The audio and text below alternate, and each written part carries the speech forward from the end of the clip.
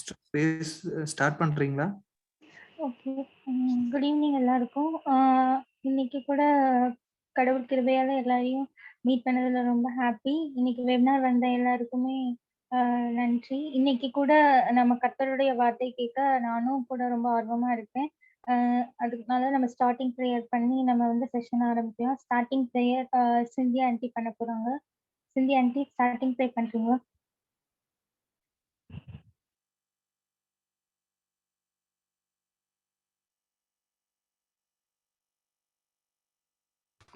Anti உங்க audio இன்னும் connect ஆகல ஆன்ட்டி. வீடியோ கனெக்ட் ஆயிடுச்சு, ஆடியோ கனெக்ட் ஆகல ஆன்ட்டி.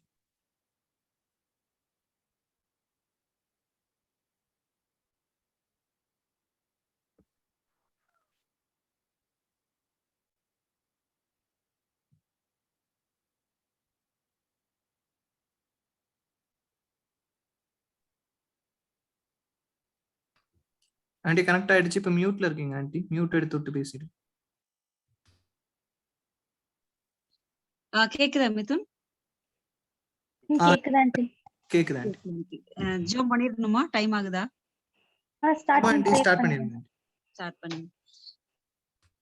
அன்புலே சுவாமி, இந்த நல்ல வேலைக்காக நன்றி ஆண்டவரே. கர்த்தாவே, இந்த வேலையிலும் சுவாமி எங்களை கர்த்தாவே ஒன்று கூட்டியிருக்கிறீர், அதற்காக நன்றி செலுத்துகிறோம் ஆண்டவரே. இந்த வேலையிலும் கர்த்தாவுடைய வசனத்தை தியானிக்கும்படி நீர் கொடுத்த மகாபெரிதான தயவுக்காக நன்றி ஆண்டவரே. கர்த்தாவே, எங்கே 2-3 பேர் இருக்கிறோம் அவர்கள் மத்தியிலே நான் அசைவாடி கொண்டிருக்கிறேன் சொன்ன தேவன், இப்பொழுதும் நாங்கள் ஜூம் மூலமாக உடைய வார்த்தைகளை கேட்க நாங்கள் தயாராக ஆயத்தமாக கொண்டிருக்கிறோம். கர்த்தாவே, பேசுகிற தாசனை நீர் மறைத்து என்ன வார்த்தை எங்களுக்கு கொடுக்க வேண்டுமோ அதை கர்த்தாவே ஏற்ற வேளையில தந்து எங்களை அது ஆவிக்குரிய நிலைமையில நாங்கள் இன்னும் அதிகமாக மென்மேலும் உயர கர்த்தாவே, நாங்கள் மற்றவர்களுக்கு வெளிச்சம் உள்ளவர்களாக மலை மேல் வைக்கப்பட்ட பட்டணமாக நாங்கள் ஜீவிக்க எனக்கு உதவி செய்யுங்க. இந்த வேலை நம்முடைய கருத்துல ஒப்படைக்கிறோம். ஜாயின் பண்ண வேண்டியவர்கள் சீக்கிரமாக ஜாயின் பண்ண கர்த்தாவே கிருபை செய்யுங்க. நல்ல நெட்வொர்க் கிடைக்க கர்த்தாவே கிருபை செய்யுங்க. எந்த தடையும் இல்லாதபடிக்கு முடிவு மட்டும் உங்களுடைய கரம் எங்களோடு கூட இருந்துட்டு வழி நடத்துங்க, காத்துக்கொள்ளுங்க. அருமிச்சர் இயேசு கிறிஸ்துவின் மூலம் தாழ்மையோடு எடுக்கிறோம் ஜீவனுள்ள நல்ல பிதாவே, ஆமேன். Thank you Scindia anti. நம்ம இன்னைக்கு செஷன் போறதுக்கு முன்னாடி ஒரு குட்டி வீடியோ வந்து செஷன் ரிலேட்டடா பார்ப்போம். டெம்பிள்னு வீடியோ ப்ளே பண்றீங்களா?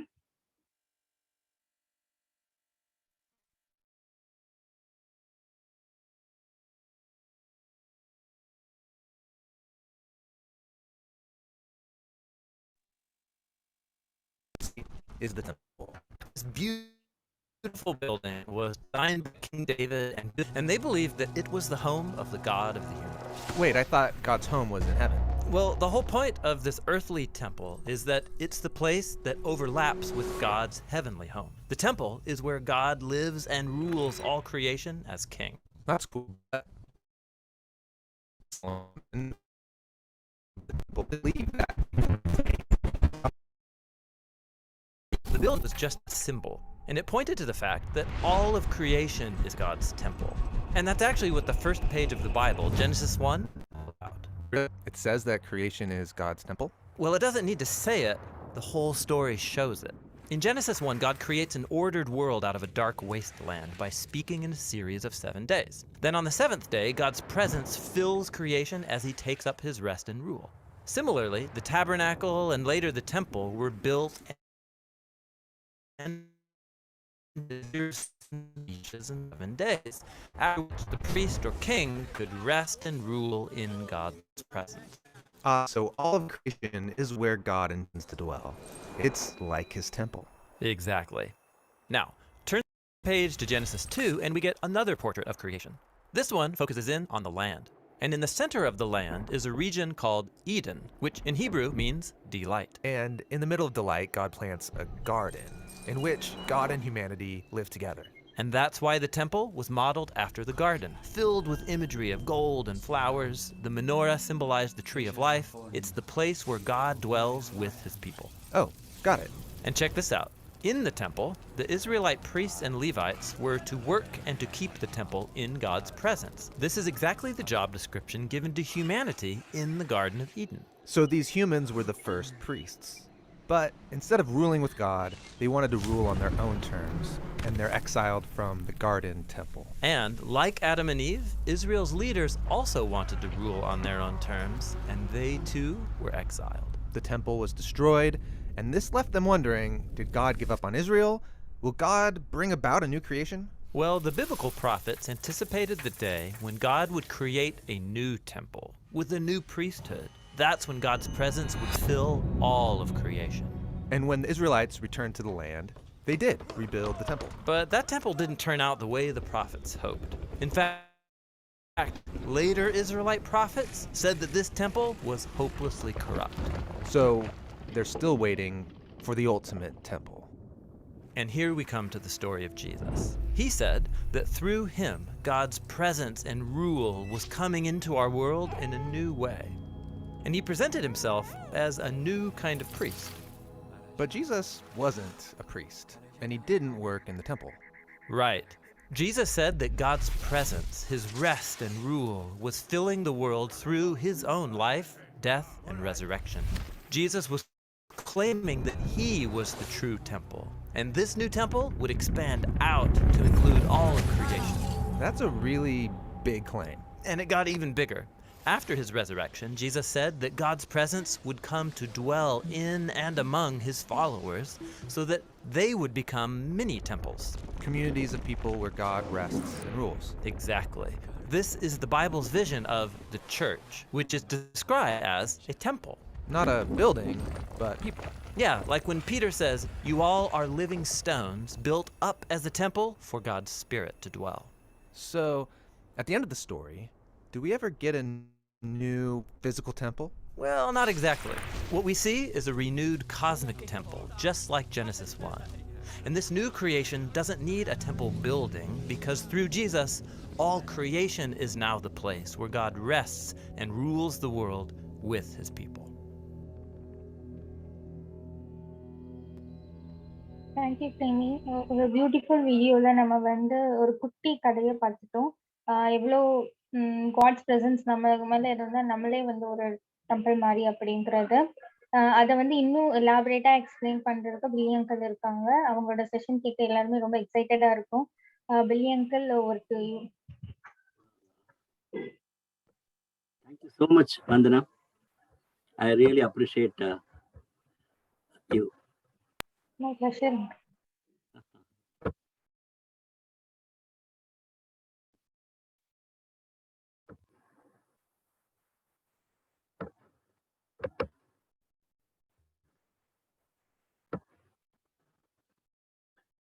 ஸோ கர்த்தராகிய இயேசு கிறிஸ்து நாமத்தினாலே உங்கள் யாவரையும் வாழ்த்துகிறேன்.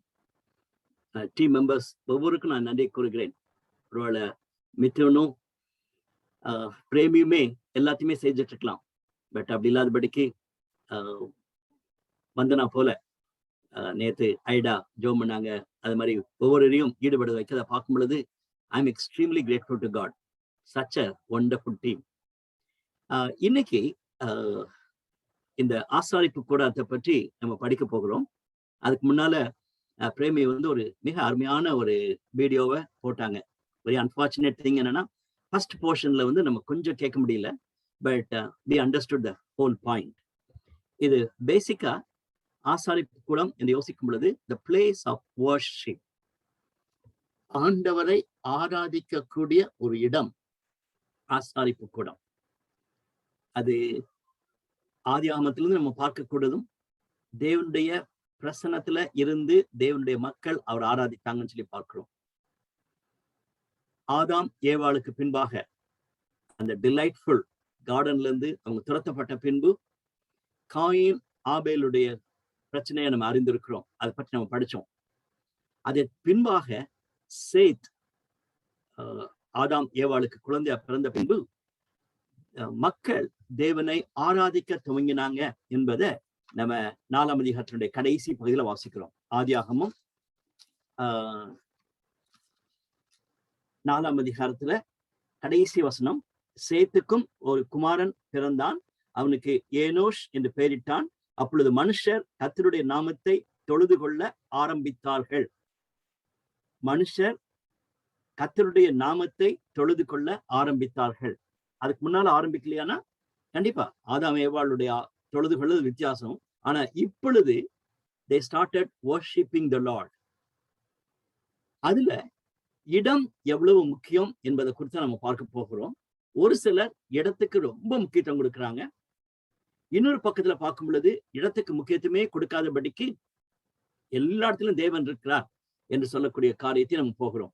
ஆனா இன்னைக்கு மாலை வேளையில நம்ம பிரீஃபா படிக்கும் பொழுது there should be a real balance. அவர் துரும்பிலும் இருக்கிறார், எல்லா இடத்துலயும் இருக்கார் ஆண்டவர். அதனால நம்ம போய் ஒரு சர்ச்சுக்கு தான் போய் ஆராதிக்கணும் அவசியம் கிடையாது சொல்லிட்டு ஒரு சிலர் சொல்லிட்டு இருக்காங்க. அதே மாதிரி சர்ச்சுக்கு போகும் பொழுது இது மாதிரி பில்டிங்ஸ் எல்லாம் வேண்டாம், வீடுகளை தோறும் மீட் பண்ணாவே போதும் சொல்லிட்டு பலதரப்பட்ட எண்ணங்கள் போய்கொண்டிருக்கிற சூழ்நிலையில இன்னைக்கு மாலையில நம்ம இந்த ஆசாரிப்பு கூடத்தை பற்றி படிக்கிற அந்த study that should help us. Place of worship. நான் உங்களுக்கு கன்ஃபியூஸ் பண்ண விரும்பல. There should be a real balanced view on this. தேவனுடைய பிரசன்னம் இருக்கிற இடம் தான் ஆலயம். ஆலயம் என்று சொன்னாலே தேவனுடைய பிரசன்னம் இருக்க வேண்டியது. பழைய ஏற்பாட்டுல அதுக்கு மிக முக்கியத்துவம் கொடுத்து பிளேஸுக்கு முக்கியத்துவம் கொடுத்தாங்க. புதிய ஏற்பாட்டுல it is a congregation, assembly. அந்த வேர்டு தான் நம்ம யூஸ் பண்ணுவோம். சர்ச்சுன்னு சொல்லி படிக்கும் பொழுது பார்க்கலாம். assembly. It is not just a building. அது தமிழ்ல ரொம்ப அழகா இருக்கிறது. ஆலயம், திருச்சபை. ஆலயம் என்பது ஒரு பில்டிங், திருச்சபை என்பது ஒரு அசம்பிளி, ஒரு சபை. திரு சபை. திரு சபைன்னு சொல்றது தேவனுடைய பிள்ளைகள் தேவனுடைய நாமத்தினாலே கூடுகிறதுனாலதான் அது திரு சபை என்று அழைக்கப்படுகிறது. Right. God's presence. Unholy people, பசுத்தமுள்ள தேவனை சந்திக்கக்கூடிய ஒரு இடம். அது அந்த அருமையான இடத்துல தேவனுடைய பசுத்த பிரசனம் இருக்கிறது. அசுத்தமான மக்களும் அங்க போய் அந்த பசுத்தமுள்ள தேவனை ஆராதிக்க முடிகிறது. அதே மாதிரி பழைய பாட்டிலையும் சரி புதிய பாட்டிலையும் சரி இந்த ரெண்டு வேர்டும் முக்கியம். worship and witness, அது சேர்ந்துதான் போகணும்.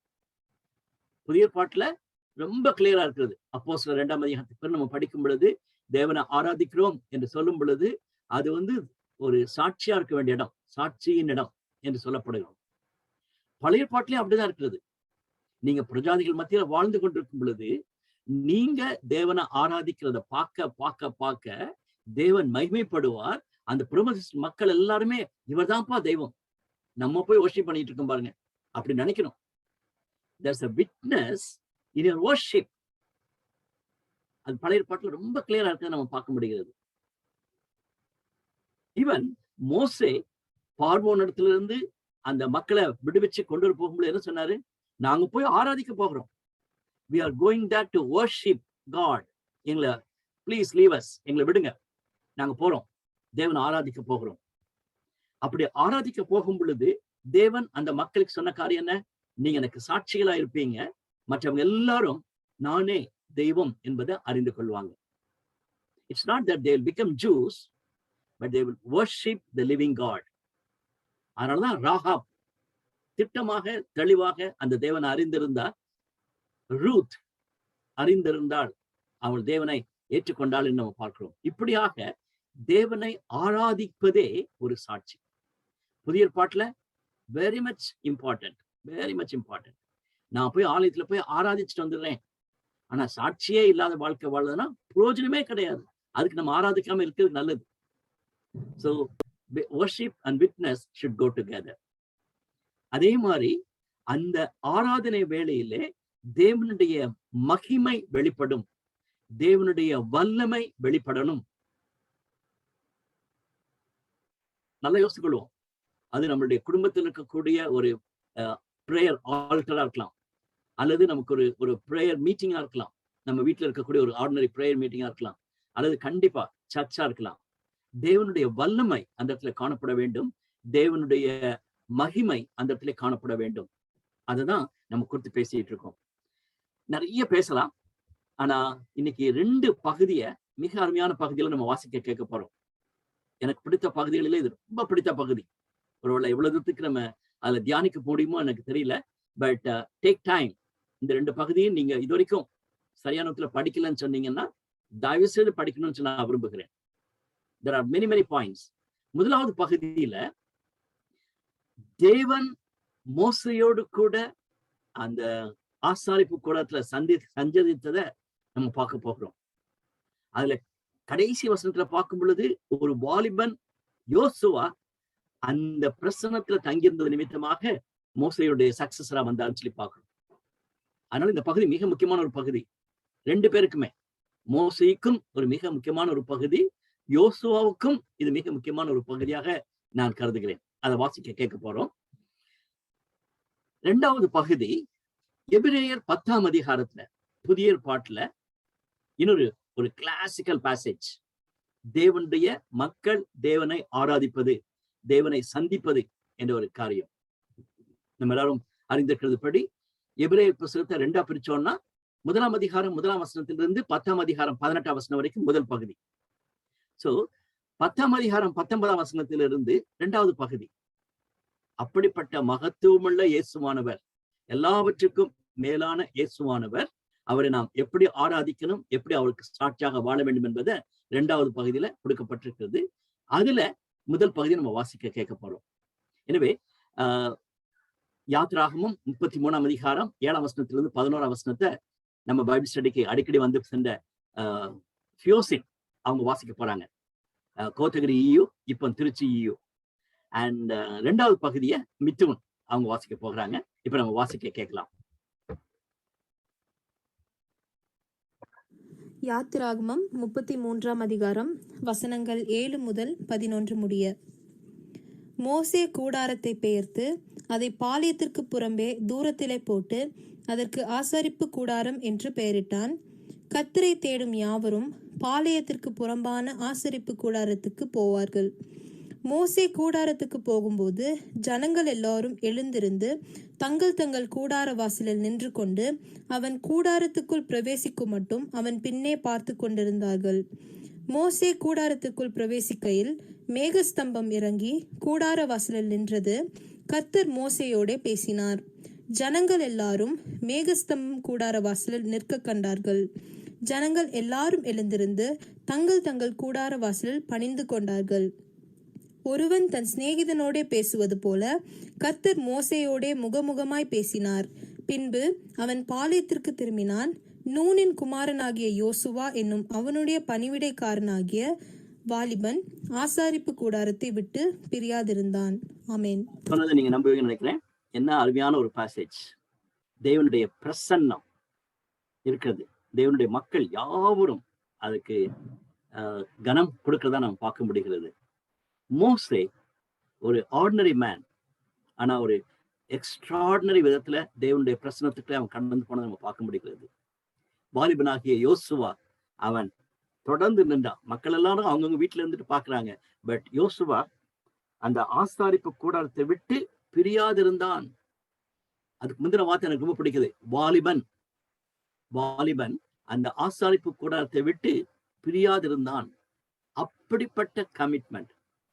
இன்னைக்கு அப்கோர்ஸ் நிறைய நேரத்தில் யோசிக்கிறது, வயதாயிடுச்சா அண்ணாளை போல, அல்லது இயேசுவான ஒரு குழந்தையா இருக்கும் பொழுது வயதான மக்கள் எல்லாம் போய் ஆலயத்திலேயே தங்கியிருந்தாங்கன்னு சொல்லி நம்ம வாசிக்கிறோம் பார்த்தீங்களா. அதனால வயசானவங்க கோயில்ல இருக்கலாம், வாலிப பிள்ளைங்க டிவிக்கு முன்னால இருக்கலாம், வாலிப பிள்ளைங்க அவங்க மொபைல் போன்ல பாட்டை கேட்டுட்டு இருக்கலாம். அப்படிப்பட்ட காலத்துக்குள்ளாக நம்ம தள்ளப்பட்டு கொண்டிருக்கிறோம். தேவனுடைய பிரசனத்தில் இருக்கக்கூடிய வாலிபர்கள் இன்னைக்கு அதிகம் தேவை. எல்லா சபையிலும் தேவை. அல்லது பெர்ஃபார்மன்ஸ், ஒரு பெர்ஃபார்மன்ஸ் கொடுக்கறதுக்கு வாலிபர்கள் இருக்காங்க. கிறிஸ்துமஸ் சீசன்ல சர்ச்சை டெக்கரேட் பண்றதுக்கு வாலிபர்கள் இருப்பாங்க. குயர்ல பாட்டு பாடுறதுக்கு வாலிபர்கள் இருப்பாங்க. ஆனா தேவனுடைய பாத்துல காத்திருக்கக்கூடிய வாலிபர்கள், யோசுவாவை போல இருக்க வாலிபர்கள் தேவை. ரைட்.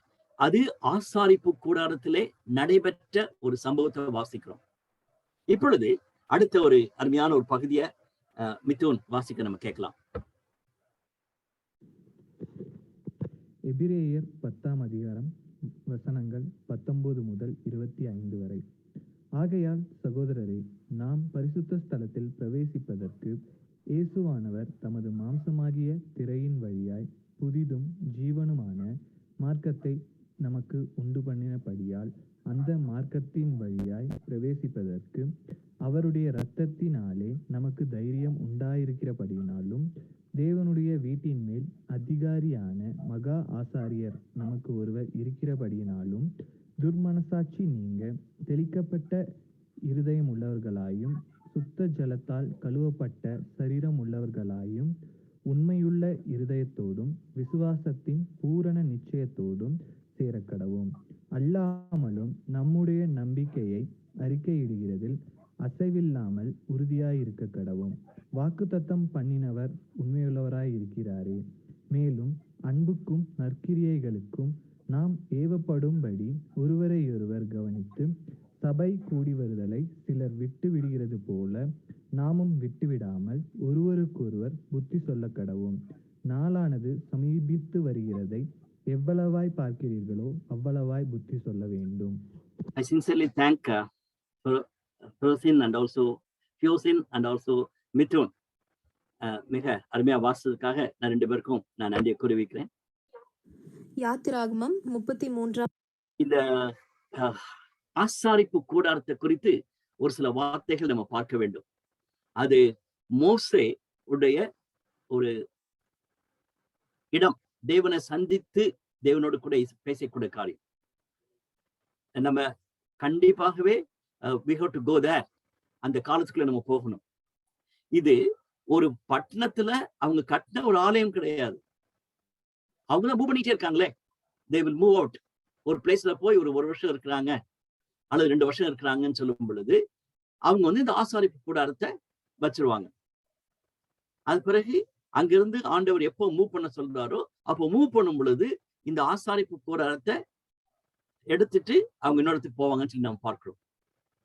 நீங்க இந்த குறிப்பிடப்பட்ட வசனங்களை நீங்க பார்த்தீங்கன்னா தெரியும். யாத்திராகமம் 40ஆம் அதிகாரத்துல அதனுடைய ஸ்ட்ரக்சர், சீனாய் மலையிலே அவங்க போய் ஆசாரிப்பு கூடத்தை போடணும். அங்கதான் தேவன் அதிக நாட்களாக அங்க தங்க வைக்கிறார். அங்கதான் சீனாய் மலையில தான் முதலாவது இந்த உடன்படிக்கையை கொடுத்து 10 கற்பனைகளை கொடுத்ததை நாம் பார்க்கலாம். சோ இப்போ நம்ம ஈஸியா இமேஜின் பண்ணிக்கலாம். It is not like a temple. Solomon கட்டின டெம்பிள் எருசலேமிலே தாவீது விரும்பி கட்டின ஒரு ஆலயம், அது வந்து டெம்பிள்.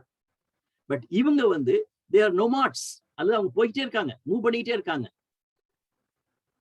இட்ஸ் நாட் தட் அப்படியே தொடர்ந்து நடந்துட்டே இருந்தாங்க சொல்ல முடியாது. ஒரு இடத்துல 2 வருஷம் இருந்திருப்பாங்க, ஒரு சில இடத்துல அதிகமான வருஷங்கள் இருந்திருக்கிறாங்க. ஆனா அந்த டாபர்னாக்கல் ஆசாரிப்பு கூடாரம் மிக முக்கியமான ஒரு இடத்தை அந்த கம்யூனிட்டியில எடுக்கப்பட்டிருக்கிற புரிஞ்சுக்கணும். அதுக்கு இந்த வாசிக்க கேட்ட பகுதி மிக அருமையான ஒரு பகுதி. அதோடு கூட தாவீது, சாலமோன் தான் ஆலயத்தை கட்டினார். தாவீது தேவனுடைய உடன்படிக்கப்பட்டிய நான் வைப்பதற்கு ஒரு ஆசாரிப்பு கூடாரத்தை கட்டுவேன், அந்த ஆர்க் நான் கட்டுவேன் என்று தீர்மானித்து அந்த டென்ட்டை போட்டதை நாம் பார்க்கிறோம். அதனால பழைய பாட்டுல தாவீது காலம் வரைக்கும் இந்த ஆசாரிப்பு கூடாரம் டாபர்னாக்கல் ஒரு மிக மிக முக்கியமான ஒரு இடத்தை பெற்றதை நம்ம பார்க்க முடிகிறது. அதை தொடர்ந்து நம்ம இப்ப இந்த வீடியோல பார்த்தது போல சாலமோனுடைய காலத்திலிருந்து ஆலயம் கட்டப்படுகிறது. எருசலேம்ல ஆலயம் கட்டப்படுகிறது. மக்கள் எல்லாரும் ஆலயத்துக்கு வரணும், எருசலேமுக்கு வரணும், எங்க போயிருந்தாலும் சரி அவங்க ஆலயத்துக்கு வரணும் என்று 3 வருஷத்துக்கு 3 முறை அவங்க ஆலயத்துக்கு வர வேண்டும் என்ற ஒரு கற்பனைகள் எல்லாம் இருந்ததை நாம் பார்க்கிறோம். இப்ப நம்ம முஸ்லீம் ஃப்ரெண்ட்ஸை பார்த்தீங்கன்னா சொல்லுவாங்கல்ல, மெக்காவுக்கு போகணும் சொல்லி சொல்லும் பொழுது தட்ஸ் ரீசன். அதாவது அந்த இடத்துலதான் ஆண்டவர் மகிமையான விதத்துல வெளிப்படுகிறார். அதனால ஆலயத்துக்கு முக்கியத்துவம் கொடுக்க வேண்டும், ஆலயத்துலதான் தேவனுடைய பிரசனம் முழுவதுமாக இருக்கிறதுன்னு சொல்லிட்டு முக்கியத்துவம் கொடுத்து நம்ம பார்க்கலாம். இஸ்ரவேல் ஜனம், தேவனுடைய ஜனம் பாவம் செய்து அழிக்கப்பட்டு போன பின்பு, எல்லா சிறையிருப்பின் காலம் எல்லாம் முடிஞ்ச பின்பு அவங்களுக்கு 2வது முறையும் ஆலயம் இடிக்கப்படுகிறது. அந்த ஆகாய் தீர்க்கதரிசி மூலமாக கட்டப்பட்ட ஆலயமும் இல்லாத பொழுது they started meeting in small groups. அதுதான் synagogue. நம்ம இன்டர் டெஸ்டமெண்டல் பீரியட்ல படிக்கும் பொழுது அந்த டெவலப்மெண்ட் நம்ம பார்க்கலாம். It is known as synagogue. சிற்றாலயங்கள். நம்ம கிறிஸ்டியன் சர்க்கிள் சொல்லலாம், சாப்பல்னு சொல்லலாம். ஒரு பெரிய சர்ச் இருக்கும், இன்னொரு தள்ளி இடத்துல இருக்க மக்கள் வந்து அந்த சர்ச்சுக்கு போக முடியாது, அதனால அந்த சாப்பல்லையே மீட் பண்ணிடுவாங்க. ஸோ சாப்பல் மாதிரி. ஸோ இப்படிப்பட்ட சினகாக்ஸ்ல வந்து அவங்க ஆராதிக்கும் பொழுது என்னெல்லாம் செய்யணும், அதில் எதெல்லாம் கடைபிடிக்கணும் என்றெல்லாம் கொடுக்கப்பட்டது. ஆனால் டெம்பிள் இஸ் இம்பார்ட்டன்ட். அதனாலதான் சீடர்கள் வந்து ஏசாமிட்டே கேட்கிறார், ஆண்டவரே இந்த ஆலயத்தை குறித்து என்ன சொல்லுகிறீர்? ஆண்டவர் சொல்றாரு, ஒரு கல்லுக்கு மேல அடுத்த கல் இல்லாதபடிக்கு இருக்கும், அழிச்சு போட காலம் வரப்போகுதுன்னு சொல்லிட்டு அந்த ஆலயத்தை குறித்து சொல்லுகிறார். சோ டேபர்நாக்கிள், அது பிறகு டெம்பிள், பாவத்தின் நிமித்தமாக அந்த டெம்பிள் அழிந்து போனதை நம்ம வீடியோல பார்த்தது போல அழிந்து போனதை பார்க்கிறோம். ஆனா சினகாக்ஸ் were there, ஜெப ஆலயங்கள், அதுதான் நம்ம தமிழ்ல சொல்றோம் ஜெப ஆலயங்கள். இங்கிலீஷ்ல வந்து சினகாக்னு சொல்லுவோம். ஒரு குரூப் ஆஃப் பீப்புள் அங்க இருந்தாங்கன்னா they can start a synagogue. உங்க எல்லாருக்குமே தெரியும் நான் நினைக்கிறேன், இஸ்லாமிய சகோதரர்களை பார்த்தீங்கன்னா அவங்க வந்து they have the mosque. ஒரு கூட்டத்தார் பிசினஸ்க்காக வேற எங்கேயும் போன பிறகு 10 முஸ்லீம் நண்பர்கள் சேர்ந்துட்டாங்கன்னா, ஆண்கள் 10 பேர் சேர்ந்தாங்கன்னா they can start a synagogue. அவங்க வந்து ஒரு ஜெப ஆலயத்தை அவங்க ஸ்டார்ட் பண்ணலாம். அது பிறகு அதிகமா டெவலப் பண்ணி அதை they will make it as a mosque. ஆனா 10 ஆண்கள் இல்லாத பட்சத்துல they cannot start. அது வந்து அவங்களுடைய கோட்பாடு. நம்ம எல்லாருக்கும் தெரியும், யூத கிறிஸ்தவ சமயத்திலிருந்து தான் இஸ்லாமிக் ஃபெய்த் டெவலப் ஆனது நம்ம எல்லாம் தெரியும். நீங்க you should know the history. We are following the one God என்ற கான்செப்ட்ல இருக்குது. யூத குலத்திலிருந்து பிரிக்கப்பட்டதான் நம்ம கிறிஸ்தவ சமயம். கிட்டத்தட்ட 500 ஆண்டுகளுக்கு பின்பாக இஸ்லாமிக் ஃபெய்த் டெவலப் பண்ணதை பார்க்கலாம். அதுக்கு அடுத்தது வந்த பஹாய் ரிலிஜனை பத்தி நீங்க படிச்சு பார்த்தீங்கன்னா இன்னும் ரொம்ப க்ளோசர் டு கிறிஸ்டியானிட்டி. அவங்களுடைய ப்ரேயர் மீட்டிங்ஸ் அதெல்லாம் பார்த்தீங்கன்னா you are very closer to Christianity. அவங்க இஸ்லாமிக் ஃபெய்த்தோட பஹாய் ஃபெய்த் வந்து க்ளோசர் டு கிறிஸ்டியானிட்டி. எதுக்கு சொல்ல வரேன்னு சொன்னா, they all considered the main place as a temple or otherwise and another place, ஜெப ஆலயமா இருக்கலாம் அல்லது ஒரு small place where they can meet with regulations என்பதை நம்ம பார்க்க முடிகிறது. சோ பழைய பாட்டுல பல காரியங்கள் பார்க்கலாம். புதிய பாட்டுல அதனுடைய மையமாக வைத்து புதிய பாட்டினுடைய டீச்சிங்ஸை இன்னைக்கு நம்ம பார்க்க போகிறோம். சோ புதிய பாட்டுக்கு போறதுக்கு முன்பாக நம்ம நாளே சொன்னது போல யாத்திராகம் புத்தகத்துல பல காரியங்கள் இந்த ஆசாரிப்பு கூடாரத்தை பற்றி போடப்பட்டிருக்க நம்ம பார்க்கலாம். அதுல நம்ம பார்க்க வேண்டிய ஒரு காரியம் என்னன்னா, அவங்க just like that they cannot go. ஏதாவது ஒரு பிளேஸை பார்த்துட்டு அவங்களுடைய ஐடியால நம்ம செய்யவே முடியாது. தேவனுடைய அது வெளிப்பாடு அவங்களுக்கு வேணும். தேவனுடைய வழிநடத்துதல் அவங்களுக்கு இருக்க வேண்டும். அதை அவங்க சூஸ் பண்ணி அதை செலக்ட் பண்ண பின்புதான் அவங்க அந்த ஆசாரிப்பு கூடாரத்தை ஃபிட் பண்ண முடியும். யாத்திராகமும் 25ஆம் அதிகாரம் 8ஆம் வசனத்தை நான் வாசிக்கிறேன். 25:8. இதே மாதிரிதான் மற்ற வசனங்களை நம்ம பார்க்கும் பொழுது இந்த தேவனுடைய ஜனம் தேவனுடைய வழிநடத்துதலின்படி இதை செய்ய வேண்டும் என்பதை குறிப்பிடப்பட்டு பேசியிருக்க நம்ம பார்க்க முடிகிறது. அவர்கள் நடுவே நான் வாசம் பண்ண எனக்கு ஒரு பரிசுத்த ஸ்தலத்தை உண்டாக்குவார்களாக. நான் உனக்கு காண்பிக்கும் வாசஸ்தலத்தின் மாதிரியின்படியும் அதனுடைய எல்லா தட்டுமுட்டுகளின் மாதிரியின்படியும் அதை செய்வீர்களாக சொல்லிட்டு ஆண்டவர் திட்டமாக தெளிவாக இந்த டென்ட்டை சொல்றாரு. இந்த டென்ட் வந்து எப்படி போடணும் என்பதை டிவைன் ரெவலேஷன் வாஸ் கிவன். அதை நம்ம பார்க்க முடிகிறது. 8ஆம் வசனம் ரொம்ப கிளியரா இருக்குது. அவர்கள் நடுவிலே நான் வாசம் பண்ண எனக்கு ஒரு பரிசுத்த ஸ்தலத்தை உண்டாக்குவார்களாக. அதுலதான் இந்த ஆசாரிப்பு கூடாரத்தினுடைய காரியம் காணப்படுகிறது. அதே மாதிரி people have to give, தங்களுடைய பெஸ்ட் அவங்களுக்கு கொடுத்தது நிமித்தமாக அந்த ஆசாரிப்பு கூடாரத்தை கட்ட வேண்டும். ஈவன் 31ஆம் அதிகாரத்துல படிக்கிறோம், அந்த ஆசாரிப்பு கூடாரத்தை கட்டவங்க யாரும் எல்லாரும் கட்டலாம் இல்லை, எனக்கும் தெரிஞ்சு கட்டினவங்க இல்லை. நல்ல ஸ்கில்ஃபுல் பீப்புளா இருக்கணும். தேவனுடைய ஆவியானவர் அவங்க மேல இருக்கணும். Look at that. பரிசுத்த ஆவியானவருடைய பலத்தோடு கூட தான் அவங்க அந்த ஆசாரிப்பு கூடாரத்தை கட்ட வேண்டும் என்று நம்ம பார்க்கிறோம். அதை பின் பார்க்கிறோம், இந்த ஆசாரிப்பு கூடாரத்துல தேவனுடைய பிரசன்னம், தேவனுடைய மகிமை அங்கு காணப்படும். அதுல 2 பகுதி இருக்க வேண்டும், Holi place and most Holi place. பிரதான ஆசாரியன் மட்டும்தான் மோஸ்ட் ஹோலி பிளேஸ்க்குள்ள போக முடியும், எல்லாரும் போக முடியாது என்பதையும் நம்ம வாசிக்க பார்க்க முடிகிறது. இந்த வீடியோல பார்த்தது போல சுத்திலும் எப்படி அவங்க வச்சிருக்கணும், கோர்ட்யார்டு எப்படி இருக்க வேண்டும் என்பதையும் அவங்க குறிப்பிட்டு பார்க்க முடிகிறது. இந்த ஆச்சுவே இதை நம்ம பார்க்கும் பொழுது நமக்கு ஆச்சரியமா இருக்கிறது. ஆண்டவர் எவ்வளவு திட்டமாக தெளிவாக அவங்க கைட் பண்ணியிருக்கிறாரு. இந்த ஆசாரிப்பு கூடாரத்துக்கு முக்கியத்துவம் கொடுக்கிறத பார்க்க முடிகிறது. ஆனாலும் இன்னைக்கு மாலை வேளையில ஒரு கொஸ்டின் நான் போட்டிருக்கேன். பழைய பாட்டை பார்த்துட்டு எல்லாரும் கேலி பண்ணுவாங்க. அவங்களுடைய ட்ரெஸ்ஸை பாருங்க, இந்த இதை பாருங்க, ஹோலி ஹோலின்லாம் சொல்லிட்டு இருக்காங்கன்னு சொல்லிட்டுலாம் ஒரு சிலர் கிறிஸ்டியன்ஸ் மற்றவங்களை பார்த்து கலாட்டம் பண்ணுவாங்க. we need to be very careful. நாம நியூ டெஸ்டமென்ட் வரும் பொழுது திட்டமா நம்ம பார்க்க போகிறோம், வித்தியாசமா பார்க்க போகிறோம்.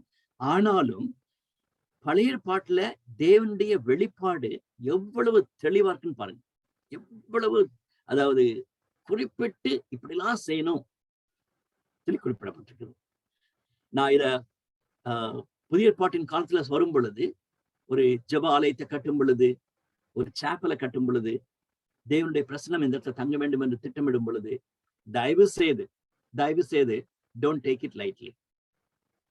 நானும் பல இடங்களுக்கு ஒழித்து நிமித்தமாக சென்று வந்துகிட்டு இருக்கிறதுனால சில இடங்களுக்கெல்லாம் போகும் பொழுது நமக்கே தெரியும் அந்த சாப்பல், அந்த சர்ச் அவங்க எவ்வளவு பிரேயர்ஃபுல்லா கட்டியிருக்காங்க, எவ்வளவு மகிமையா அதை செஞ்சிருக்காங்கன்னு சொல்லிட்டு நம்ம பார்க்க முடியும். அதுல உதாரணம் என்னன்னா இந்த ஆசாரிப்பு கூடம் நிறைய சொல்லலாம். வெள்ளூர் பக்கத்துல நம்மளுடைய யுஎஸ்ஐ ஸ்டார்ட் பண்ண இடம் கசம்ல பாத்தீங்கன்னா அவங்களுடைய அந்த சாப்பல் பியூட்டிஃபுல், வெரி ஓப்பன். ஒட்டஞ்சத்திரத்துல கிறிஸ்டியன் ஃபெலோஷிப் ஹாஸ்பிட்டல் சாப்பல் ரொம்ப அழகா இருக்கும். I can go on. கோயம்புத்தூர்ல பாலக்காடு ரோட்ல ஒரு சாப்பல் இருக்குது, பியூட்டிஃபுல். அதாவது நீங்க பார்த்தோன்னே அப்படியே உட்கார்ந்து அப்படியே பார்க்கலான்னு இருக்கும், அந்த மாதிரி இருக்கும் chapels. My brothers and sisters, when you get an opportunity, think of it. ஆண்டவர்களை வழி நடத்தும் பொழுது செய்யுங்க. உங்களுக்கு ஆண்டவர் நிறைய பணம் கொடுத்து நல்ல ஒரு வீடை கட்டினீங்கன்னா, ஆண்டவருடைய பிரசனம் தங்கத்தக்கதான ஒரு ரூமை கட்டணும் ஆசைப்பட்டீங்கன்னா டூ இட். பக்கா. நம்ம பைபிள் ஸ்டடிக்கு வரக்கூடிய ஒரு நபர் அவங்க வீடை ரினோவேட் பண்ண பிறகு she was very particular. அங்க எழுத வேண்டிய வார்த்தைகள் சொல்லிட்டு என்கிட்ட டிஸ்கஸ் பண்ணிட்டு இருந்தாங்க. அப்போ அவங்க சொன்ன ஒரு முக்கியமான ஒரு காரியம் என்னன்னா, அண்ணே எங்க வீட்டுக்கு வருகிறவங்க தேவனுடைய பிரசனத்தை உணரணும். இட்ஸ் நாட் லைக் நம்ம ஹிந்துஸ் வச்சிருப்பாங்க பாத்தீங்களா, சாமி அறைன்னு சொல்லிட்டு ஒரு சாமி அறைன்னு சொல்லி போட்டு அதுக்கு பெல் எல்லாம் வச்சிருப்பாங்க, அங்க தனியா பூஜைக்கெல்லாம் வச்சிருப்பாங்க. ப்ளீஸ் கொஞ்சம் தாட்ஃபுல்லா இருங்க. I am not talking about that. அங்க போய் ஒரு ஜீசஸ் படத்தை வச்சு ஒரு ரெண்டு கேண்டில் வச்சு, I am not saying like that. Anyway, I am not against light. I like very much. I like candle. I like Jesus. Okay. ஆனா we need to be very very careful. தேவனுடைய பிரசன்னத்தை நம்முடைய வீட்டுல ஒரு இடத்துல வைக்க வேண்டும் என்றால், நம்முடைய கேம்பஸ்ல வைக்க வேண்டும் என்றால், தேவனுடைய ஆலயத்தை நான் கட்ட போறேன்னு நினைச்சேன்னா இந்த பகுதிகளை வாசிப்பது மிக அவசியம் என்பதுதான் நான் சொல்ல விரும்புகிறேன். டைப்பாலஜி, இந்த கம்பேரிட்டிவ் ஸ்டடியில நம்ம முக்கியமா பார்த்து கொண்டிருக்கிற காரியம் என்னன்னா டைப்பாலஜி. பழைய பாட்டுல எப்படி இருக்கிறது, புதிய பாட்டுல அது எப்படி கொண்டு வருவோம்னு சொல்லி பார்க்கிறது. ரெண்டு விதத்துல நான் இன்னைக்கு உங்களோட கூட சொல்ல விரும்புகிறேன். ஒண்ணு பழைய பாட்டினுடைய ஆசாரிப்பு கூட அதை குறித்து நம்ம பேசும் பொழுது கண்டிப்பாகவே the presence of God அதுதான் முக்கியம். நம்ம இப்போ ஹியோசின் வாசிச்ச பேசேஜ் நீங்க பாத்தீங்கன்னா தேவனுடைய பிரசன்னம் அங்க இருக்கிறது. அப்படியே இந்த மேக சம்பத்தில் இறங்குனதை பார்க்க முடிகிறது. அண்ட் தேவன் அவருடைய மத்தியிலே இருக்கிறார். the presence has come down என்று நம்ம பார்க்க முடிகிறது. யோவான் மிக அழகான விதத்துல நம்ம எல்லாரும் அறிந்திருக்கிறபடி யோவான் 1:16 சொல்ற நம்ம கிறிஸ்துமஸ் சமயத்துல வாசிக்கக்கூடிய வசனம், நம்முடைய மத்தியிலே அந்த வார்த்தை மாம்சமாகி, so the living word God became man, the incarnation என்று சொல்லுகிறோம். அதுதான் எக்ஸாக்டா ஆசாரிப்பு கூடத்தில் நடக்கக்கூடிய ஒரு காரியம். தேவன் மனுஷன் மத்தியிலே தங்குவதற்காக வந்து விட்டார். இம்மானுவேல், தேவன் நம்மோடு கூட இருக்கிறார். God became man என்பதை திட்டமாக தெளிவாக இந்த ஆசாரிப்பு கூடாரத்திலிருந்து நம்ம படித்துக் கொள்ள வேண்டும்.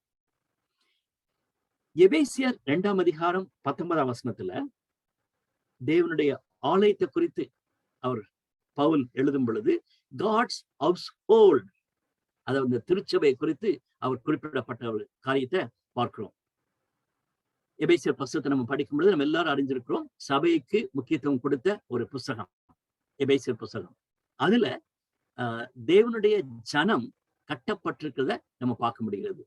அந்த வீடியோல நம்ம பார்த்தது போல 1 பேதுரு 2ஆம் அதிகாரம் 5ஆம் வசனத்துல Jesus is the living stone and we are all living stones.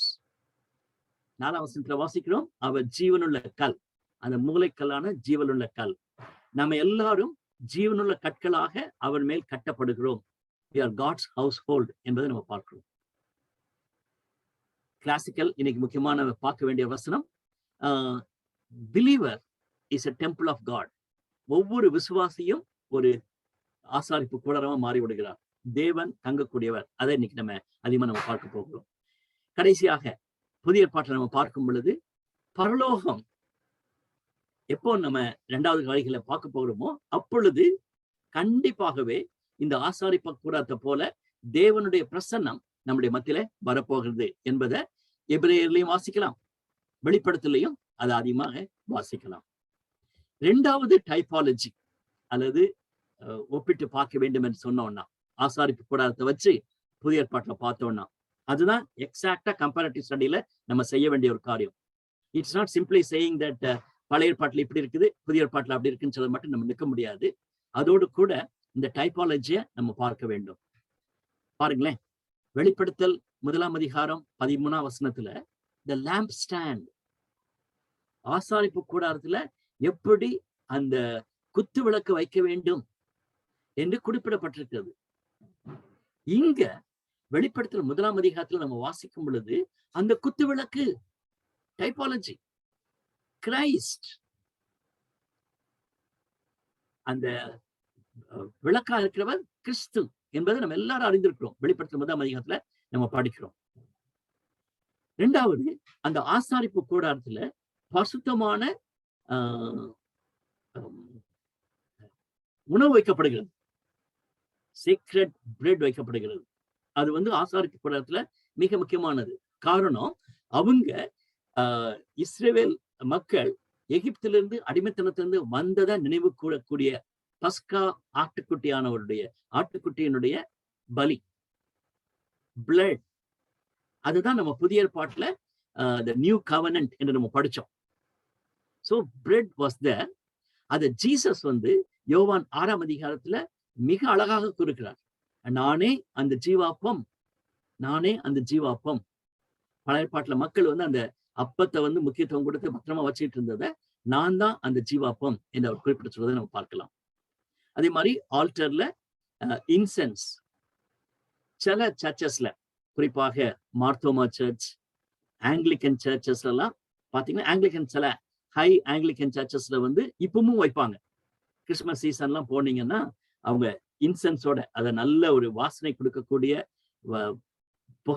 புகையை போட்டு அந்த ஆராதனை நடக்கும். காரணம், அதுல தேவனுடைய பிரசன்னம் மட்டுமல்ல, தேவனுடைய ஆசீர்வாதம் தங்குவதற்காக இருக்கிறத நம்ம பார்க்கலாம். ஐ ஹவ் சீன் மாத்தமா சர்ச்சஸ்ல நான் பார்த்திருக்கிறேன். Even Anglican churches, high Anglican சர்ச்சஸ்ல கிறிஸ்துமஸ் சீசன்ல அந்த கொயர் போக போக போக அவங்களோட சேர்ந்து இன்னொரு நபர் அந்த இன்சென்ஸை போட்டு கொண்டு போறதை நம்ம பார்க்கலாம். அதனுடைய அர்த்தம் என்னவென்றால், the intercession prayer, ஜெப தூபம் ஏறெடுக்கப்படுவதை புதிய ஏற்பாட்டுல சொல்லுகிறோம். எப்படி அந்த வாசனை ஏறெடுக்கப்படுகிறதோ அதே மாதிரி ஜெப தூபம் தேவனுடைய பிரசனத்துல எடுக்கப்படுவதை நம்ம பார்க்கலாம். அதிலும் குறிப்பாக இயேசுவானவர் ஏறெடுத்த அந்த இன்டர்செஷன், நமக்காக ஏறெடுத்த அந்த ஜெபத்தை நம்ம பார்க்க முடியும். இப்போ மிதுன் வாசித்த பகுதியை பார்த்தீங்கன்னா, கர்டன், அந்த இடம் வழியாக நம்ம புறப்பட்டு போகிறோம் என்று குறிப்பிட்டதை பார்க்கும் பொழுது, அப்போ எபிரேயர் 10ஆம் அதிகாரம் 19ஆம் வசனத்துல, ஆகையால் சகோதரரே, நாம் பரிசுத்த ஸ்தலத்தில் பிரவேசிப்பதற்கு இயேசுவானவர் தமது மாம்சமாகிய திரையின் வழியாய் புதிதும் ஜீவனுமான மார்க்கத்தை நமக்கு உண்டு பண்ணினபடியால். சோ ஆசாரிப்பு கூடத்துல கேர்டன் இருக்குது, அதுக்கு போய் உள்ள போயிட்டா அது பரிசுத்த மகா பரிசுத்த ஸ்தலம். ஆனா அதெல்லாம் கிழிச்சு போட்டுட்டு இன்னைக்கு இயேசுவானவர் தன்னுடைய சரீரத்தை நமக்காக வைத்திருக்கிறார். அவர் மூலமாக ஒரு புதிய மார்க்கத்தை பெற்றுக்கொள்கிறோம். இன்னொரு கமெண்டேட்டர் கொடுக்கும் பொழுது ரொம்ப அழகா கொடுக்கிறார். இந்த ஆர்க், அந்த உடன்படிக்கை பெட்டி வைத்திருக்க பார்க்கும் பொழுது அது வுட்டாலையும் செய்திருக்கணும், அதை கோல்டால கவர் பண்ணிருக்கணும்னு சொல்லியிருப்பாங்க. நம்ம எல்லாரும் அறிந்திருக்கிறோம். நம்ம டக்குன்னு யோசனை அதுல என்ன இருக்குது, ஒரு வுட்டை கோல்டுல கவர் பண்ணியிருக்காங்க நம்ம சொல்லிடுவோம். பட் அது மீனிங் என்னன்னா, புதிய பாட்டின் காலத்துல ஹியூமனிட்டியும் டிவினிட்டியும் சேர்ந்தது. கிறிஸ்துவானவர் ஹியூமனிட்டியும் டிவினிட்டியும் சேர்த்து வைத்திருக்கிறார் என்ற சத்தியத்தை டைப்பாலஜியாக பார்க்க முடியும். ரைட், இத 2 தலைப்பை வைத்து நம்மளுடைய காலத்துக்கு வந்தோம்னு சொன்னா, முதலாவது காரியம், we are the temple of God. இந்த ஆசாரிப்பு கூடாரத்தை குறித்து நம்ம பார்க்கும் பொழுது 1 கொரிந்தியர் 3ஆம் அதிகாரம் 16ஆம் வசனம், நீங்கள் தேவனுடைய ஆலயமாய் இருக்கிறீர்கள் என்றும் தேவனுடைய ஆவி உங்களில் வாசமாய் இருக்கிறார் என்றும் அறியாதிருக்கிறீர்களா? We are the temple of God. அந்த ஆசாரிப்பு கூடாரம் என்று சொல்லும் பொழுது ரட்சிக்கப்பட்ட நானும் நீங்களும் அவர் எப்படி ஆசாரிப்பு கூடாரத்தை ஆண்டவர் பிளான் பண்ணாரோ அதே மாதிரி நம்முடைய வாழ்க்கையிலும் பிளான் பண்ணிட்டு இருக்காரு. We should be very much available. ஆண்டவருடைய ஆலயமாக நம்ம மாற வேண்டும். அது ஒரு பெரிய topic. We have to talk about it. 2வது காரியம், ஆசாரிப்பு கூடாரத்தை குறித்து நாம் பார்க்கும் பொழுது நம்முடைய குடும்பம் தேவன் தங்கும் வீடு, கிறிஸ்டியன் ஃபேமிலி. அதனாலதான் ஹோலி மேட்ரிமனின்னு சொல்றோம். அந்த திருமணம் என்பது ஒரு பரிசுத்த திருமணம். அதனுடைய அர்த்தம் என்னவென்றால், தேவன் 3வது நபராக அந்த ஹஸ்பண்ட் அண்ட் ஒய்ஃப் மத்தியில 3வது நபராக இருக்கிறார். அவருடைய பிரசன்னம் காணப்பட வேண்டும். நான் முன்னால சொன்னது போல புறமதஸ்தரின் மக்கள் ஒரு வீட்டுல தங்களுடைய ஜப ரூம் வச்சிட்டு இருக்காங்க. இன்னைக்கு நமக்கு more space we need and we don't have any place where we can consider as a holy place. அதான் நான் சில சமயத்துல கேம்ப்ல பேசும் பொழுது, ஒரு ஹைதராபாத்ல கான்ஃபரன்ஸ்ல பேசும் பொழுது இந்த பேசேஜ் எடுத்து நான் எடுத்தேன். யாத்ராகம் 33ஆம் அதிகாரத்தை எடுத்து நான் பேசினேன். அந்த 7ஆம் வசனத்தை பாத்தீங்கன்னா, the meeting place, the place of meeting. எனக்கு அந்த பிளேஸ் ரொம்ப பிடிச்சிருந்துச்சு, எனக்கு ரொம்ப பவர்ஃபுல்லா வந்துருச்சு. Place of meeting. அந்த கான்ஃபரன்ஸ்ல அதான் நான் கேட்டேன், dear brothers, sisters, where is your place of meeting? That could be உங்களுடைய அப்ஸ்டேர்ஸா இருக்கலாம், that could be your garden இருக்கலாம், for some of us that could be our office table இருக்கலாம், anywhere. But you need to have a place of meeting in your house. உங்களுடைய குடும்ப ஜெபம் நடக்கும் பொழுது, நான் கிச்சன்ல இருந்து இருக்க மாட்டோம், பாத்ரூம்ல இருந்து நம்ம குடும்ப ஜெபம் பண்ண மாட்டோம். கண்டிப்பா யாரும் பண்ண மாட்டோம். அது நம்ம பெரிய இஷ்யூவா சொல்லணும்னு அவசியமே கிடையாது. சரி, கிச்சன்ல உட்காந்துட்டு நம்ம குடும்ப ஜெபம் பண்ண மாட்டோம். We have a place for meeting. That may not be dining hall, or that may not be anything for that matter. You have to think of a place of meeting. நம்முடைய வீட்டுல தேவனுடைய பிரசன்னம் தங்க வேண்டும் என்பதை மறந்து போக வேண்டாம். அடுத்தது, சிஸ்டர் சிந்தியா ஜோம் பண்ணும் பொழுது ஜோம் பண்ணாங்க. 2 அல்லது 3 பேர் என்னுடைய நாமத்தினாலே கூடும் பொழுது அவருடைய மத்தியிலே இருப்பேன் என்று சொன்னார். ஒருவேளை நம்ம பல வீடுகளை உட்கார்ந்து கொண்டு நம்ம இப்போ கூடினாலும் இயேசு கிறிஸ்துவின் நாமத்தினாலே நம்ம கூடணும்னா, மத்தேயு 18ஆம் அதிகாரம் 20ஆம் வசனத்துல ரொம்ப கிளியரா இருக்குது. 2 அல்லது 3 பேர் தேவனுடைய நாமத்தினாலே கூடியிருக்கும் பொழுது அவருடைய மத்தியிலே இருப்பேன்னு சொல்லுகிறார்.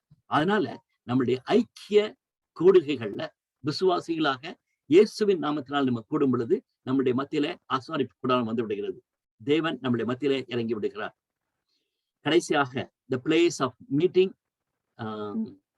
church. நிறைய கருத்துக்கள் இருக்குது.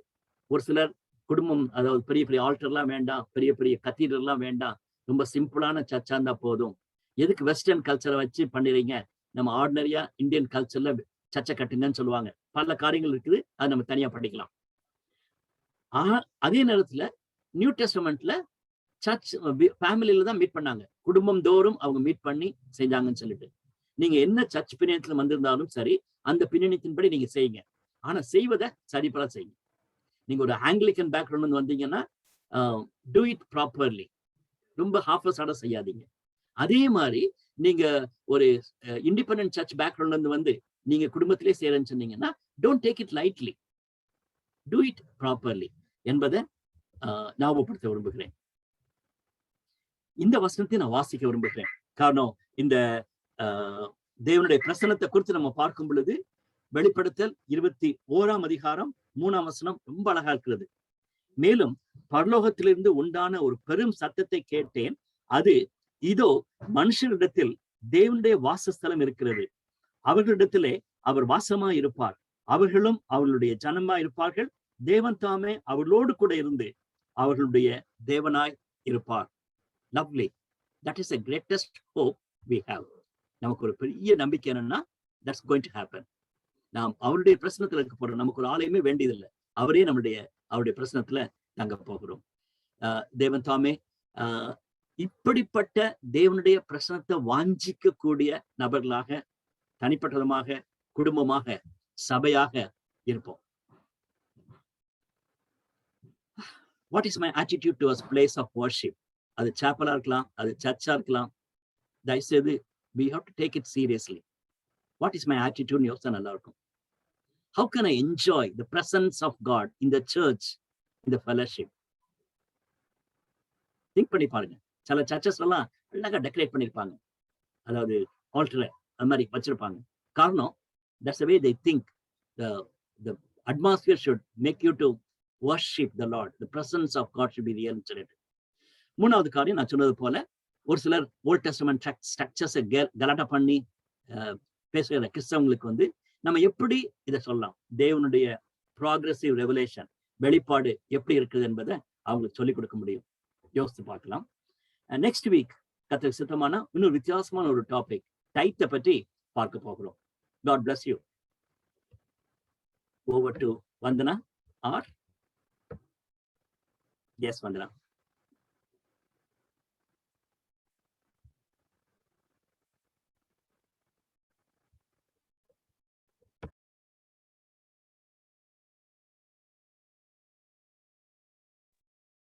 வந்தனா?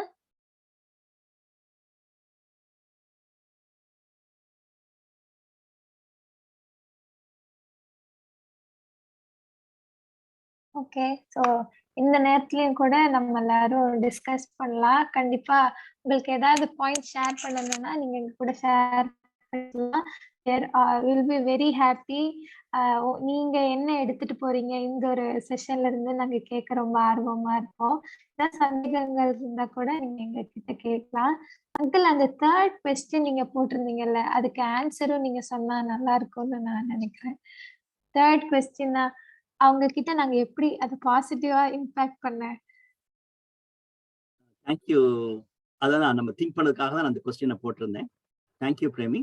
நம்பர் 1, ஓல்ட் டெஸ்டமென்ட் வந்து ப்ராக்ரெசிவ் ரெவலேஷன் என்பதான் நம்ம கம்பேரிட்டிவ் ஸ்டடியில படிச்சுட்டு இருக்கோம். அதனால ஓல்ட் டெஸ்டமென்ட் பீரியட்ல அப்படி இருந்ததை நம்ம கலாட்டா பண்றது தப்பு. யாராவது ரொம்ப கேலி பண்ணி சொல்றது வந்து தப்பு. இப்பவும் அதே மாதிரிதான். ஒரு சிலர் வந்து இந்த பெரிய பில்டிங்ஸை பார்க்கும் பொழுது, கத்தீட்ரல் எல்லாம் பார்க்கும் பொழுது திட்டுறாங்க. நோ, அந்த காலத்துல மிஷனரிஸ்மார் வந்து அவங்க கட்டும் பொழுது அவங்களுடைய விஷன் ரொம்ப பெருசு. Of course there was a mistake. ஒரு ஃபாரின் கல்ச்சர்ல சர்ச்சை கட்டிட்டு போயிட்டாங்க, அது அவங்களோட மிஸ்டேக். ஆனாலும் என்ன பிரைம் பிளேஸ்ல சர்ச்சை வாங்கி பிளேஸை வாங்கி சர்ச் கட்டியிருக்காங்க. ஃபார் எக்ஸாம்பிள், நான் வந்து சேலம் கிரைஸ்ட் சர்ச் மெம்பர். இப்பவும் சேலம் கிரைஸ்ட் சர்ச்சுக்கு வந்தீங்கன்னா எங்க சர்ச்சினுடைய மைய பகுதி தான் சேலம் சிட்டியுடைய மைய பகுதி. அக்கார்டிங் டு த கவர்மெண்ட், அந்த காலத்திலேயே சேலத்தினுடைய மைய பகுதி ஒரு கல் வச்சிருப்பாங்க. அந்த கல் எங்க சர்ச்சுக்கு நடுவில் இருக்குது. அது எங்களுக்கு பார்க்கும்போதுதான் பயமா இருக்கும், ஆச்சரியமா இருக்கும். அவ்வளவு ஸ்ட்ராட்டஜிக் பிளேஸ்ல அந்த காலத்துல மிஷனரிஸ் வந்து சர்ச்சை கட்டிட்டு போயிருக்காங்க.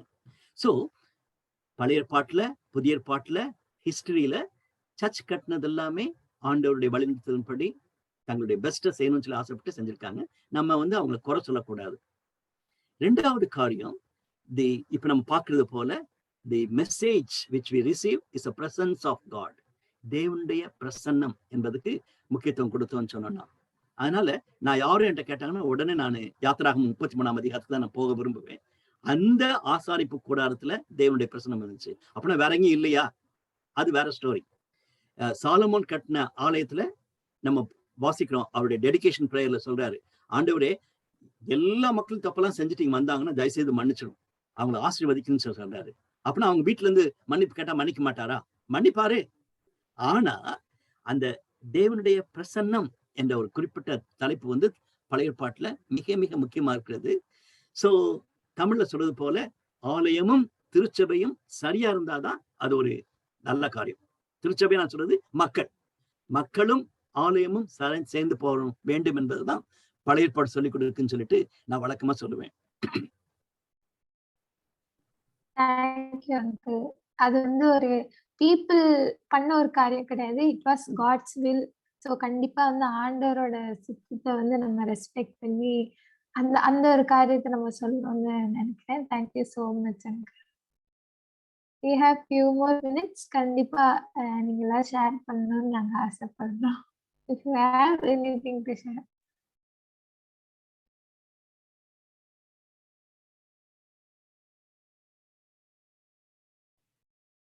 எனக்கு ஒரு கொஸ்டின்.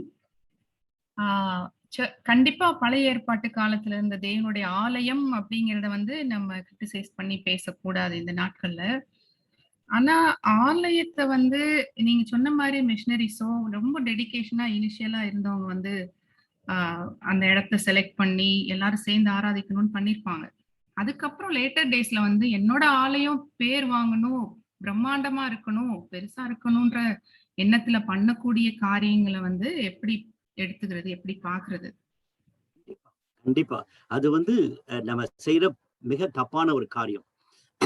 அதனால மற்ற சர்ச்சோட என்னது பெருசா இருக்கணும் சரி கட்டக்கூடிய காரியங்கள் தவறான, அது வந்து பிசாசு கொடுக்கக்கூடிய ஒரு பெரிய டைவர்ஷன் நம்ம பார்க்க முடிகிறது. ஈவன் அடுத்த வாரம் நம்ம பார்க்க போற டைத்தும் அப்படிதான் பார்க்க போறோம். டைத் அது தேவனுக்கு கொடுக்க வேண்டிய பணம். ஆனா அதை போய் மக்கள் தங்களுடைய சர்ச், அது இண்டிபெண்டன்ட் சர்ச்சா இருந்தாலும் சரி, அது மெயின்லைன் சர்ச்சா இருந்தாலும் சரி, ரெண்டு பேரும் செய்யற மிஸ்டேக் அதுதான். இண்டிபெண்டன்ட் சர்ச் வந்து தங்களுக்கு பணம் பணம் பணம்னு சொல்லிடுறாங்க, மெயின்லைன் சர்ச் வந்து பில்டிங் சொல்லிட்டு கட்டிக்கிட்டு இருக்காங்க. அது வந்து பிசாசு கொடுக்கக்கூடிய ஒரு பெரிய தந்திரமான ஒரு காரியம். Sister you are very right. இந்த காலத்துல நம்ம தேவனுடைய ஆலயம் சொல்லும் பொழுது தேவன் வழிநடத்தல்படி செஞ்சுட்டு அதோட விட்டுட்டு போட்டி போட்டுட்டு மற்ற சர்ச்சோட நான் பெருசா கட்டணும், என் சர்ச் தான் இருக்கிறதுலே பிக்கெஸ்டா இருக்கணும் ஊருக்குள்ளன்னு சொல்லி சொல்றது வந்து மிக மிக தவறான ஒரு காரியம். we promote our denomination, we promote as a pastor and we promote our own church but not God. தேவனை நம்ம மகிமைப்படுத்தாதபடிக்கு நம்ம குடும்பம், நம்ம பாஸ்டர், நம்ம சர்ச்ன்னு சொல்லிட்டு போய் விடுகிறோம். அது தவறான ஒரு எண்ணம். But you are very right. அது வந்து தப்பான ஒரு காரியம் என்பதை நம்ம எல்லாருமே ஒத்துக்கொள்ளணும். தேங்க்யூ அண்ணா, தேங்க்யூ.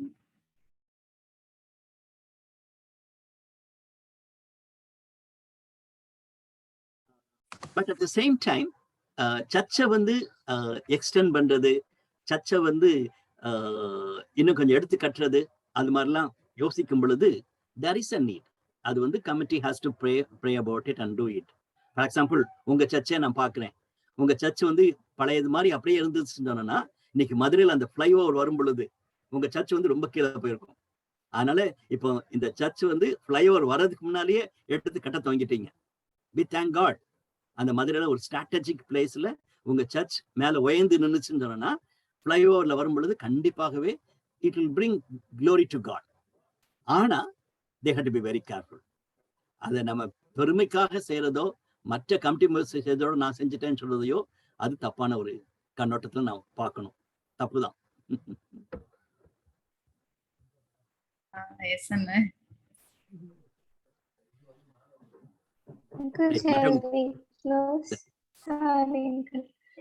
வேற யாராவது ஷேர் பண்றீங்கன்னா பண்ணலாம். Vandana is back.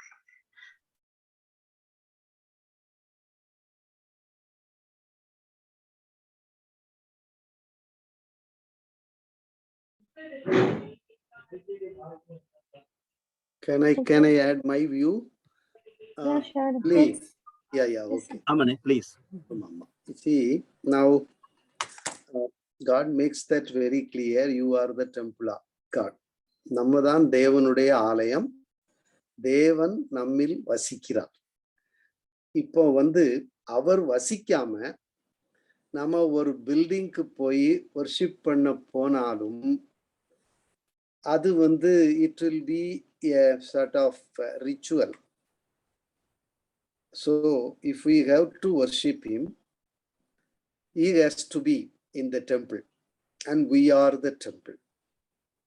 We must join the worship as a congregation. That is what God wants. That is why he started the church. No doubt about that.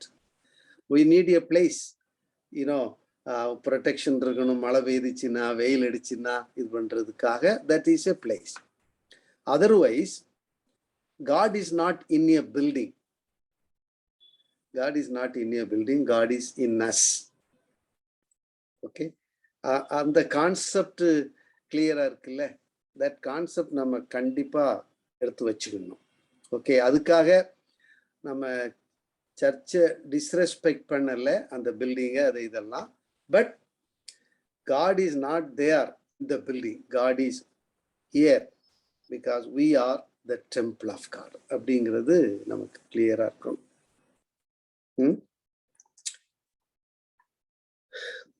Okay Billy? Very true, very true. அதான் நான் start பண்ணும் பொழுதே first point 1 கொரிந்தியர் 3ஆம் அதிகாரம் 16ஆம் வசனம் தான் மிக மிக முக்கியமானது. கரெக்ட், நீங்க சொன்னது அதுதான் very true.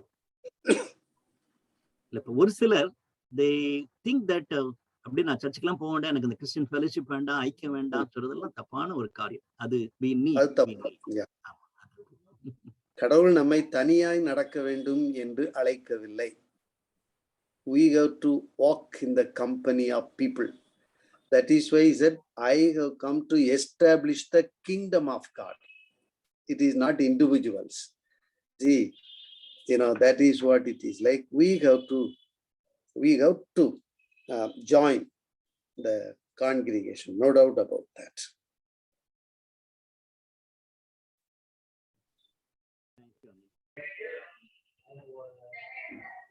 Thank you, uncle, for sharing your thoughts. வேறு யாரும் ஷேர் பண்றீங்க? ஒரு क्वेश्चंस இருக்கு.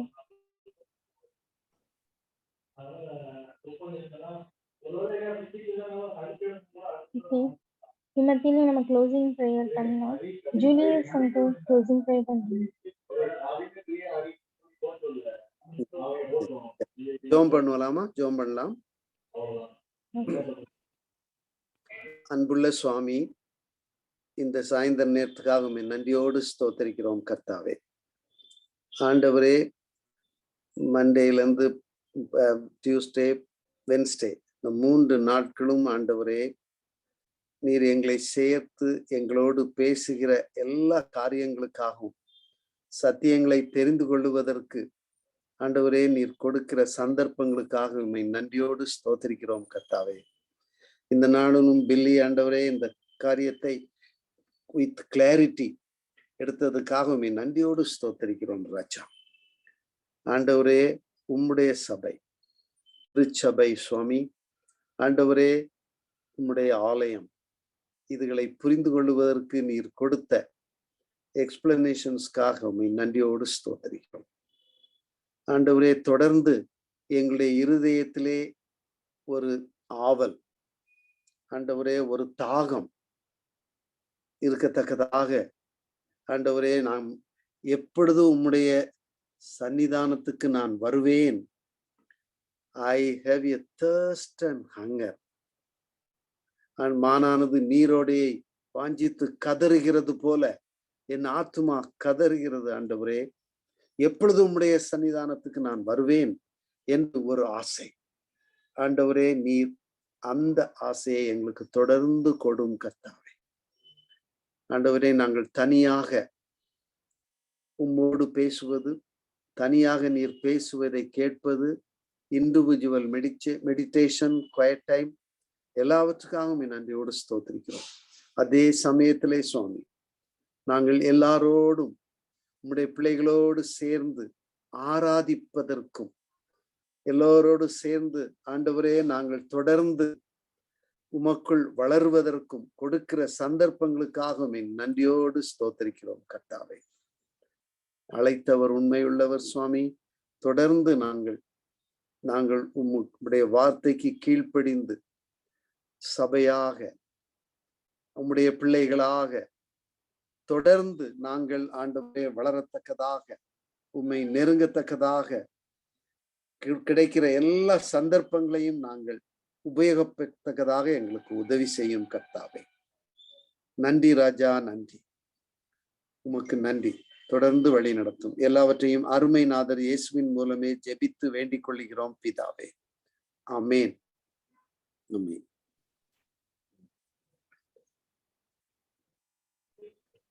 Thank you, Julius uncle.